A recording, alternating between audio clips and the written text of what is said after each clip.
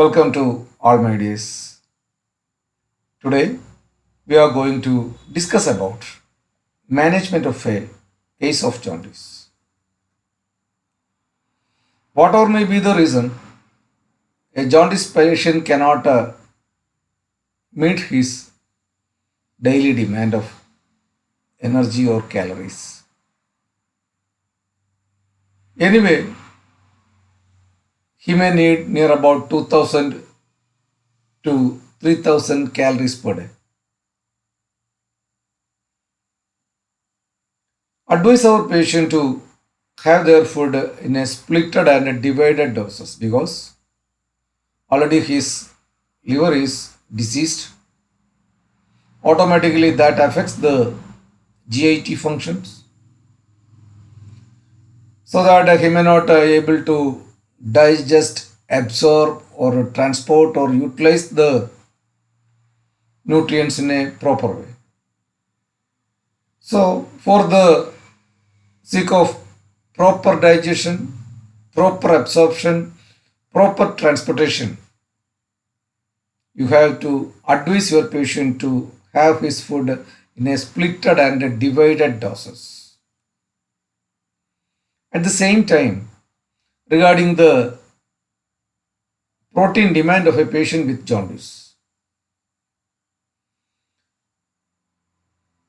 he may need at least 40 to 60 grams of proteins per day, or otherwise the same can be calculated as 1 gram of protein is needed for 1 kilogram of body weight. That means if your patient is 50 kg, automatically he may need 50 grams of proteins. If he is 62, the demand of protein may be 62 gram per day. Like that, we can simply calculate the protein demand.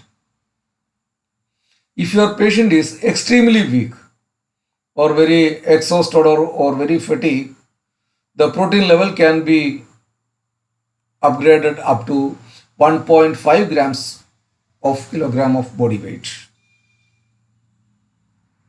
At the same time, keep in mind, whatever may be the cause behind the jaundice or the hepatic failure or hepatitis, if the serum ammonia level or serum urea level is high, we have to restrict the protein intake. About the fat, usually a patient may need near about 20 grams of uh, fat per day. At the same time, near about 7% of the total amount of fat should be from saturated fatty acids. Along with the above mentioned diet, you can advise your patient to include the fruit or fruit juices, vegetables with a high fiber content, etc. And as far as possible, the food should be watery, easily digestible. At the same time, it should be nutritious also. Along with the diet, in a jaundiced patient, we have to include the vitamin B complex, vitamin C, at least 500 milligrams per day. Along with the vitamin B complex and vitamin C, you have to advise your patient to have vitamin K at least 10 milligram per day. Moreover, if your patient is having any habit of hepatotoxic drugs like rifampicin, INH or isoniazid, etc., that has to be restricted, and advise your patient to complete abstinence of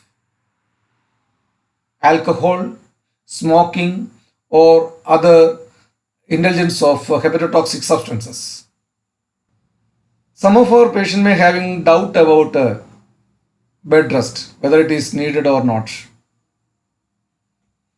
You have to advise your patient. Bed rest is imperative, but absolute rest is not necessary. And at the same time, advise them to avoid strenuous exercise or a heavy physical labor. Along with that, as a custom, if a patient is jaundiced, it seems that most of we people keep salt away from our patients.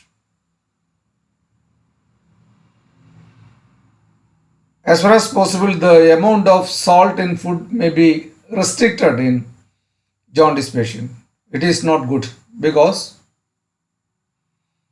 if we restrict or abstain the intake of salt, the sodium level will become very low, and the same may leads to condition of hyponatremia, and that itself leads to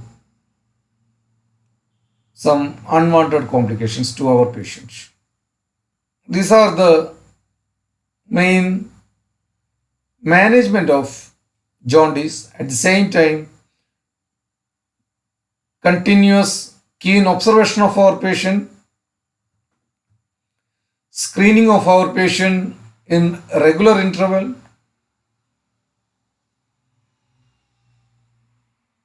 and continue the medicine till the LFT become normal, etc. plays great important, because the aim of management is to eliminate the cause, prevent the complication, and prevent the recurrence. So, like that, other disorders, early diagnosis, early intervention, early management, early treatment, and follow up plays great important role in the management of a case of jaundice. Thank you.